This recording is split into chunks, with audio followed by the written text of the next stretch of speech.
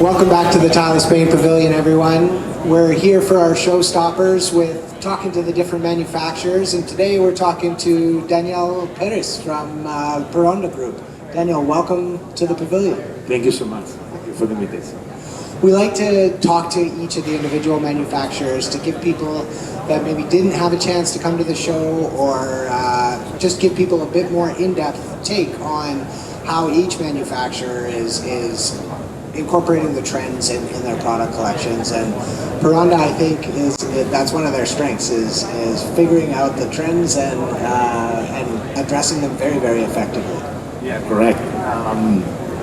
Yeah, what we did during these last certain 2 last years, what we wanted is to emphasize, focus all our efforts to improve our products.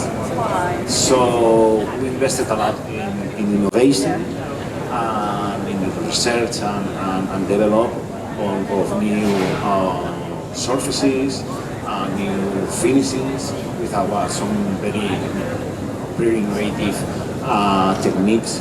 I can explain you later on, just brief. Yeah, so I mean, the digital space has changed what we can do for tiles so dramatically, and as you say, especially with textures and finishes. And I think that's one area that Peronda really is a leader in. So I'd love you to describe some of the 4D techniques that you're utilizing in your surfaces. Yeah, basically the most innovative in terms of finishes. We are having quite successful with a new one we call all-in-one. That is a finish, super soft finish, which is an anti-slip, which is an in and out tile. You can do one SKU, you can cover all the house. It was incredible to me. Like, normally an anti-slip or even an in and out, it feels dry. It has some grit to it, and this is buttery smooth. This is completely, it's very silky, very smooth. Yeah, probably that is one of the most innovative finishes nowadays. We are incorporating that finish to practically all the collection, new collection. And then we invested in a lot of the different surfaces. That is one that has been very popular. We call shaped. That is the texture digitally given, that enhance and stands out all the nuances of the product, providing a really good naturality to the product. Yeah, it's a multi-sensory experience, right? Like it's not just, I mean, pictures don't even do it justice unless they're super macro and you can see the little details, because these things actually feel like the wood or the stone that they're imitating, and they're doing it almost better than the natural product can. Well, we try to improve the natural. Yeah. Then we have another new technique for the surfaces. We call layer deck. With this layer deck, we combine with matte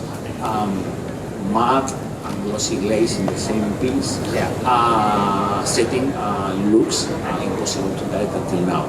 Yeah, no, and we see it on the stand here. Is the one you have there? Yeah, in the Francisco Segarra, the collection is always incredible every single year, and the amount of historic knowledge that he has of design. You're playing with raku and different historic styles of ceramic decoration is incredible. And I love that he has insisted right from day one that he was using local clay. So it's all red body clay for a lot of his products. That's local Castillon material. Yes. Now you know there is a big problem with the clays, with the lack of the raw materials.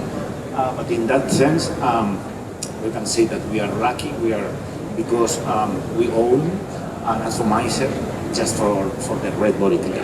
Yeah, which is something that's actually, you have to keep it separate, because the iron and the red clay, it gets in everything if you don't keep it separate and have your own atomization and production line.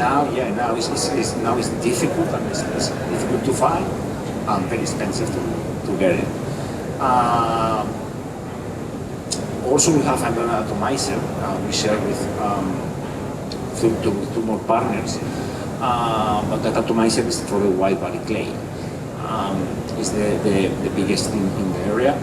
So that together with that, we have a cooperation with a very big glaze company that give us give to our customers the security of the supply, which nowadays, to say that is, I guess, it's a big deal. It's a big deal. Yeah, I mean, between raw materials and logistics, there's been a lot of challenges that we've had to sort of face over the past little while.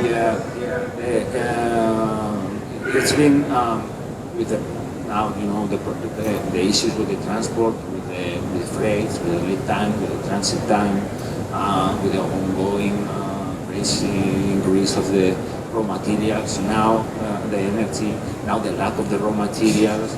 So actually we couldn't do nothing against that, but what we could is at least to ensure our customers the supply. Yeah. That is one of the other thing that I think Peronda really understands is the layers of added value that you put into your product, and are not afraid to keep a high cost for the product because of all of that innovation that goes into it, and because of that investment in the supply chain that you've done. I think it insulates clients. If you keep a high value in the product, having slight increases in costs don't matter as much if it's a much lower value product. Yeah, that's what we tried.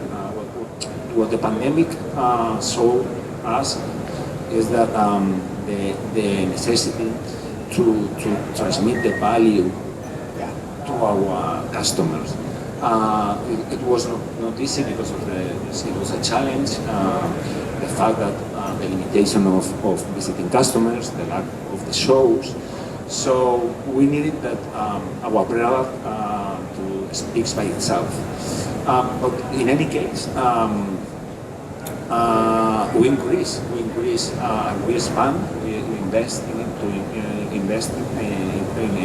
increase and expand our sales team in the United States. Even if it was difficult to visiting customers or to be present in the market.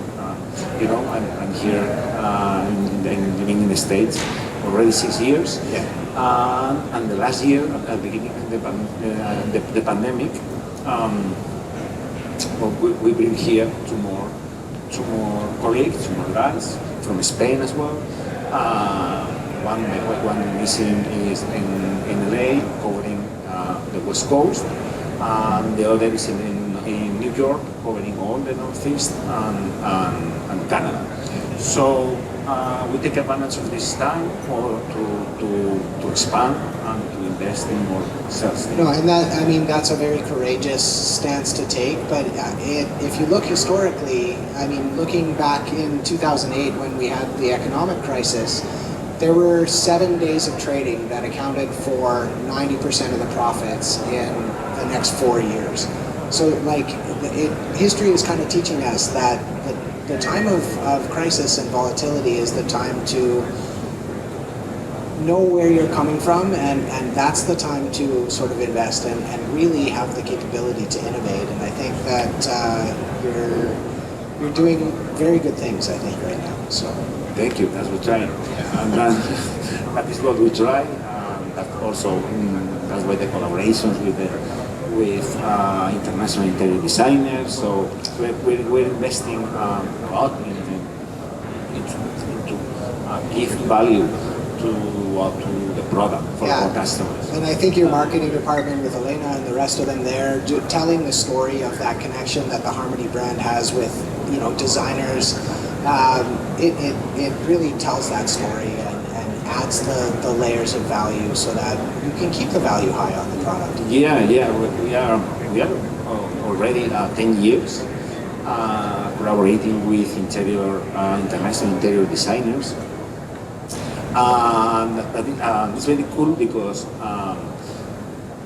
the knowledge of these people and our knowledge experience is the perfect match to get some different fresh products. They are providing us, these people is providing us trends, is providing us knowledge, and in the end value to our product. I think that the product catalog really kind of speaks for itself, that having that outside inspiration from creative people that are from different industries, that aren't afraid to then think differently and bring a new kind of idea mindset to ceramic design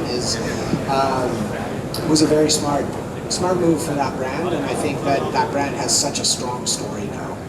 Because of that collaboration. So. Yeah, and it's what I told you. It's helping us to give us fresh air. Yeah.